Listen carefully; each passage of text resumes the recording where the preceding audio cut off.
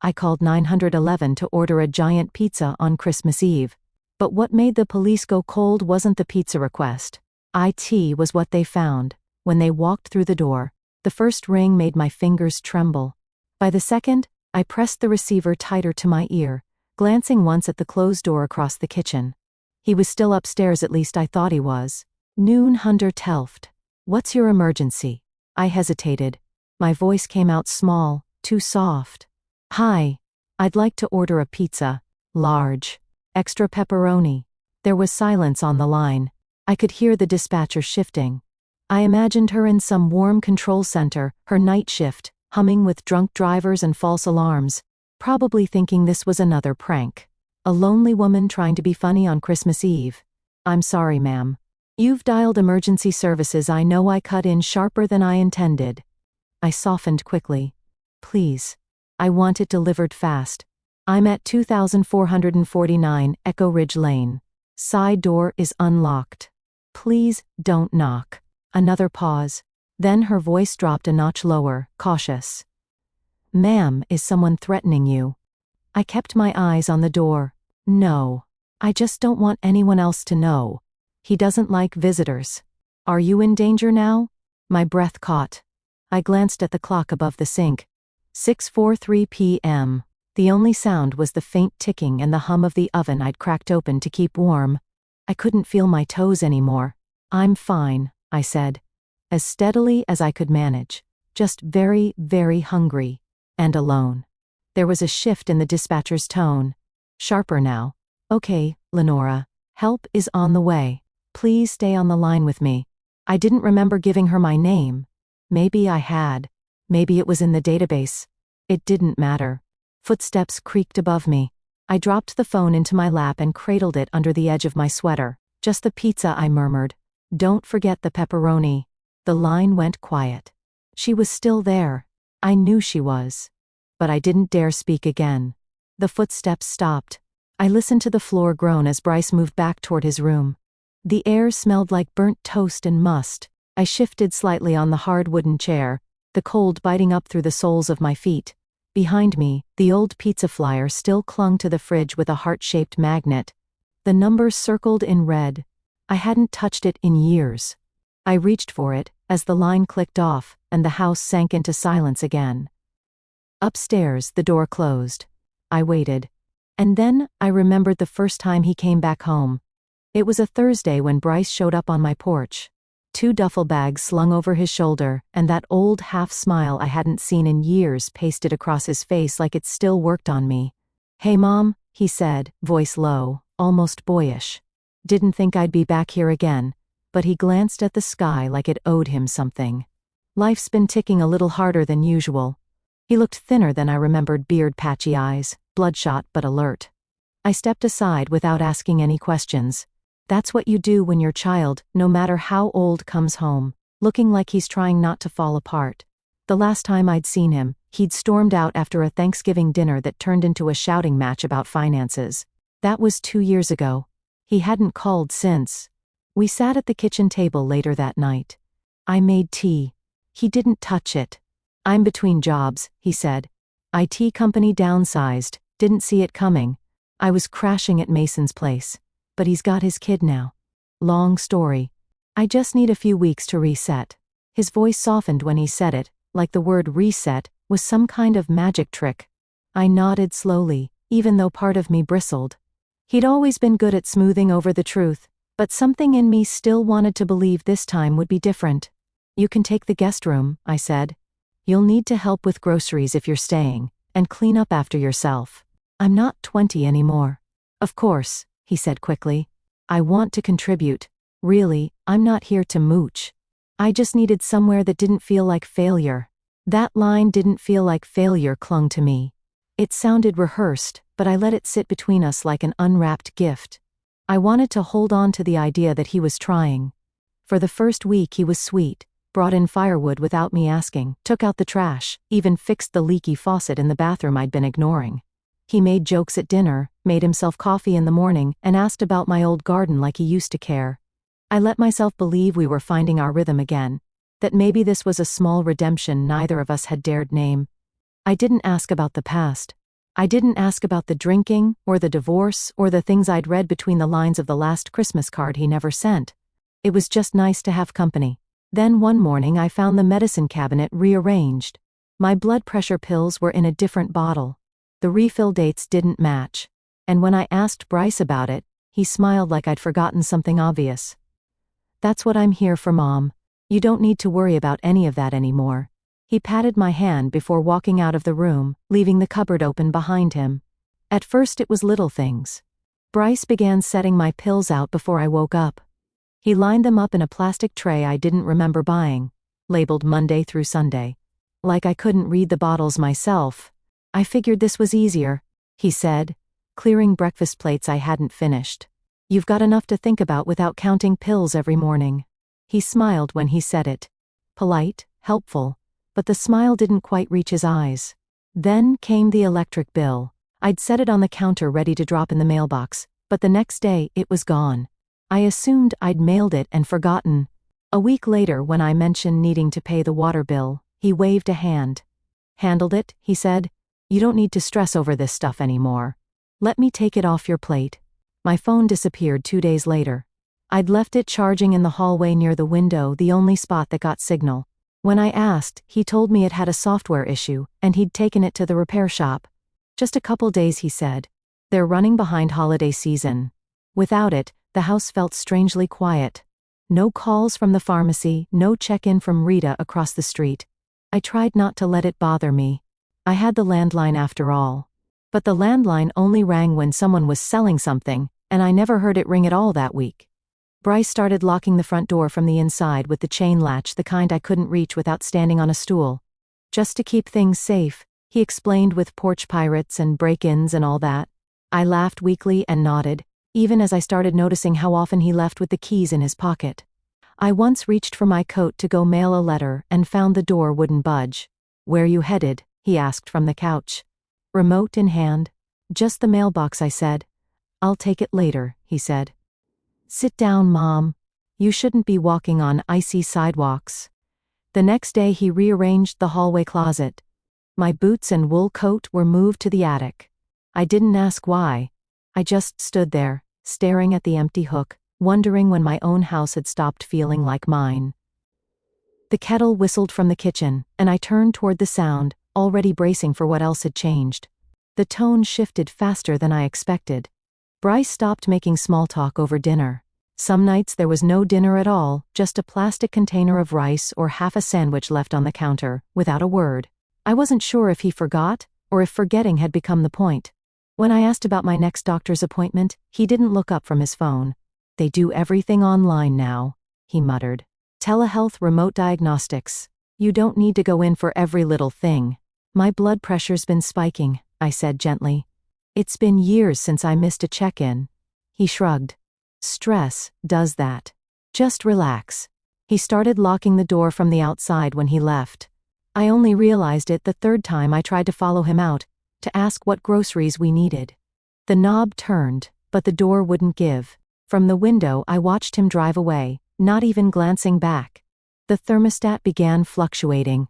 Some nights were so cold I had to sleep in my robe under 2 blankets. Other nights I woke drenched in sweat, the heat blasting until the walls felt damp.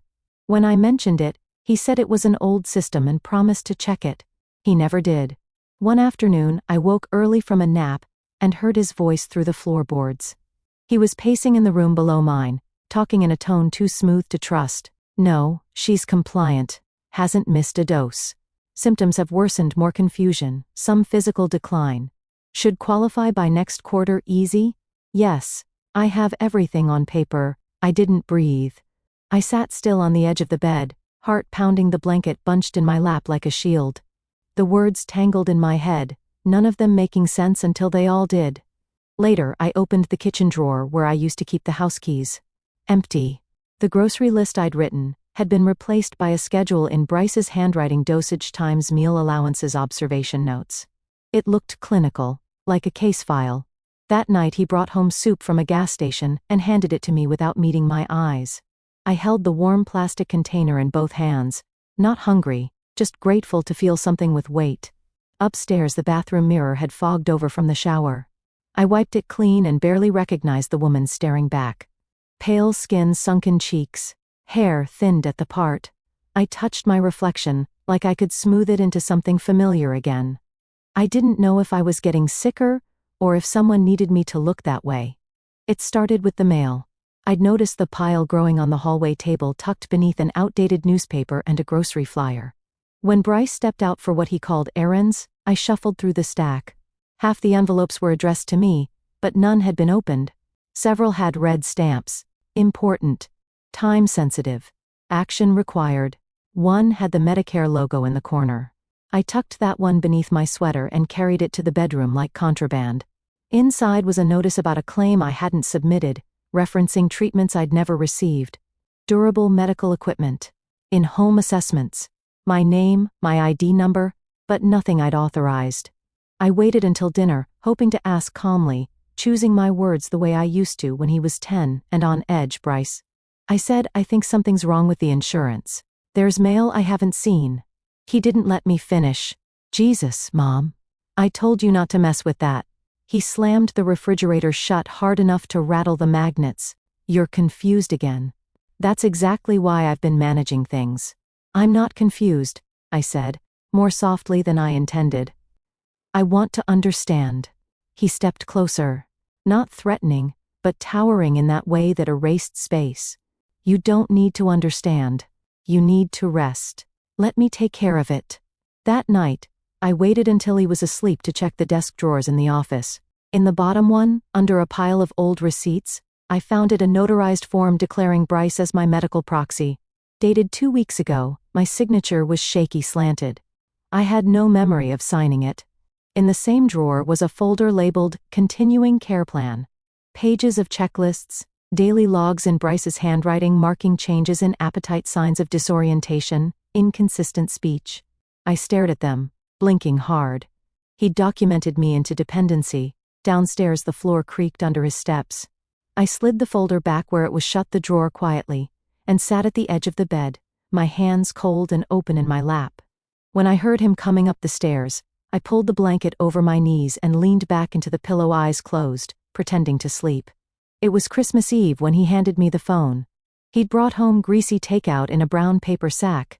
2 containers, one half full of noodles, the other something unrecognizable. He didn't speak much, just placed the bag on the table and tapped beside it. You want something different? He asked, his voice light like he was being generous. You can make one call. Pick somewhere cheap and fast. My hands shook as I reached for the phone. It was my old flip model, the one I used to keep in my purse. I hadn't seen it in over a month. The screen was cracked now, but it lit up when I opened it. He stood behind me, arms crossed. I nodded, trying to act casual. Okay, I said. I think I still remember the number. I did. It wasn't for a restaurant. I dialed 911. Noon Hunter Telft. What is your emergency? I kept my voice steady. Hi. I'd like to order a pizza for delivery. Large. Extra pepperoni. A pause. Bryce narrowed his eyes slightly, but I smiled at the phone like I was placing a regular order. Ma'am, this is emergency services. Yes, I said, still smiling. And I'd really like it hot. Not cold like last time. Extra fast delivery. The dispatcher hesitated. Are you in danger? I inhaled slowly. Please don't forget the pizza. And please don't knock when you arrive. Bryce tilted his head. You said, extra pepperoni? I nodded. And no sausage. Just pepperoni. He seemed to relax, walked back into the kitchen. The sink started running behind me. On the line, the dispatcher spoke again. Her voice quieter now. Is someone there with you? I kept my voice light. Yes. He's in the kitchen. We're sending help now. Stay on the line. I set the phone down on the counter. Careful not to hang up. My hands were damp. I pressed them into my lap. The water turned off. Bryce returned with a dish towel and a soda. He set it in front of me and said nothing. I didn't touch it. Instead, I watched the blinking light on the phone, steady and small, pulsing, like a signal in the dark. Outside, snow had started falling against the window, soft and slow. I wrapped my hands around the paper cup and waited for a sound I didn't yet believe would come. They came in fast but not loud. The front door gave under a practiced shoulder, and within seconds, 2 officers were inside. I heard them before I saw them. Boots across the floor clipped instructions. The quick sweep of rooms. The laundry room door creaked open. I didn't lift my head. The air shifted. A flashlight cut across the floor and landed on me where I sat, curled against the dryer, wrapped in a blanket that hadn't been clean in days. A woman's voice, calm and low. "Ma'am, can you hear me?" I blinked. She crouched beside me and placed a hand on my shoulder. It was the first human touch I'd felt that wasn't clinical or cruel. I nodded once barely. Another officer moved past her into the kitchen. "The furnace is off," he called. Ovens cracked open. Probably trying to keep warm. Empty soup cans in the sink. Fridges almost bare. The woman helped me to my feet. My knees buckled and she steadied me. Bruising on the arms, the man said, reappearing. Thin. Maybe 15, 20 pounds under. He held something in his hand, a folder. IV kits. Logs. Notes. Daily symptoms tracked like clockwork. He looked over at me. He was documenting her decline. I didn't speak. I couldn't. My throat was too dry and too full at once. I let the blanket fall to my elbows as they led me outside. Snow had just begun to fall soft and slow, covering everything like it meant to bury what had happened. In the cruiser, I watched the reflection of my face in the window, sunken unfamiliar, and held it there steady. Behind me, the house finally closed without echo. They found the folder in the top drawer of Bryce's dresser. A neatly labeled binder, plastic sleeves protecting printed spreadsheets. Officer Temple showed it to me the next morning, while I sat wrapped in a hospital blanket. My fingers curled around a paper cup of weak coffee I couldn't drink. Each page was methodical. Lists of providers' diagnostic codes, anticipated reimbursements. My name at the top of every form. There were notes beside each week. Refuse outing. Missed meal. Confused tone recorded. He'd been writing about me like I was a project, not a person. He filed for in-home care stipends, she said gently. Claimed he was your caregiver. There's even a second application pending, long-term disability support. I stared at the printouts, too stunned to feel anything. It wasn't just the money. It was how easy it had been. How quiet. Later that afternoon, a neighbor came forward. Mrs. Delaney, 2 doors down, gray sweater, clutched tight around her shoulders. She told the officer she'd heard something crying, maybe yelling 2 nights ago. "I thought it was the TV," she said, voice trembling. "He always had something on." Another man said he saw Bryce taking out trash in the middle of the night, bags that clinked like glass. No one thought to check. Not really. Not until the squad car lights painted the snow. I listened quietly as they gave their accounts, nodding, apologizing, justifying. And when it was done, I asked for the binder and placed it in my lap like something I had to carry. The hospital bed felt too clean, too quiet. I woke to the beeping of machines and the ache in my bones from weeks of curling into myself. My wrists were bruised where my own weight had pressed against hard surfaces. But I didn't feel pain. Just space. Empty. Echoing space. The social worker knocked before entering. I recognized her face, though I couldn't remember her name. She had been here before 2 years ago, after the first complaint someone filed. Back then, she said there wasn't enough to investigate. That I seemed fine. Now she sat gently at the edge of my bed, her clipboard silent in her lap. "I'm listening this time," she said. I told her everything. Slowly, carefully. The days. The pills. The door that never opened. She didn't interrupt. She just nodded once and let the silence fill the gaps. Officer Temple entered as I finished. She had her phone in hand. "Do you mind?" she asked. I nodded. She played the call. My voice shaky but deliberate, asking for pizza. Asking not to knock. The room didn't move. No one breathed. When it ended, she looked at me and said, "We believe you." And for the first time, I did too. The courtroom was colder than I expected. Bryce sat across the aisle in a pressed suit. His beard trimmed his expression. Blank. He barely looked at me. When he did, it was with something like pity, as if I were the one who'd lost everything. His attorney spoke first. "This is a case of confusion. Mental decline. A woman isolated by age. misinterpreting support as harm. I listened without blinking. She signed the forms. He continued. She allowed his care. She even thanked him in writing once. Her memory is inconsistent. She's admitted as much. When it was my turn, I didn't speak from the witness stand. I stood behind the podium, both hands gripping the paper I had folded and unfolded so many times. It had worn thin at the edges. I raised a son who grew into a man that learned to fake care. But not to feel it, I read. And for too long, I mistook survival for silence. But I am not confused. I am not paranoid. I was hungry. And I was locked in a room by someone who once called me Mom. When I finished, no one moved for a moment. The judge ruled within the hour. Full protective order. Criminal charges pending. He would not come near me again. That night I returned home. Bryce was gone. The lights felt too bright. The walls too still. But I stood in the kitchen, took the old pizza flyer from the drawer, and taped it to the fridge. Then I opened a fresh notebook, wrote one call away on the first page, and underlined it twice. 3 days later, a letter arrived from a woman in Michigan. Her son had done the same. She was never believed. I'm glad someone finally got out, she wrote. I stared at her words, then picked up my pen and wrote in steady strokes. It took hunger to be heard.